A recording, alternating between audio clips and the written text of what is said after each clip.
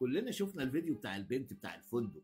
طبعا كان ترند والناس عليت، الناس شافته، وناس كتير قوي جابت الفيديو واتكلمت عليه وجابوا قصص وحكايات وروايات، طبعا كلهم عايزين يبقوا ترند. طب احنا بنقول لكم بقى ايه هو السبب الحقيقي للمواضيع اللي زي دي، ودي في مواضيع زي دي كتير جدا بس ما بتنتشرش وما بنشوفهاش. انما هو السبب الحقيقي هو حب المال اللي اتكلمنا عليه قبل كده. حب المال بقى والجري ورا الشيطان، حب الترند والجري ورا الترند. في حب حاجة تالتة قلناها امبارح وكنا منزلين حتة من الفيديو، انما هم شالوه لان طبعا بيخدم اعدائنا، فهم اي حاجة بتخدم اعدائنا لازم ما حدش يتكلم عليها وحش.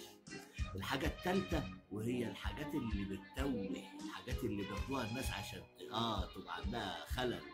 خدوا بالكم الثلاث حاجات دول عشان ما تقعوش نفس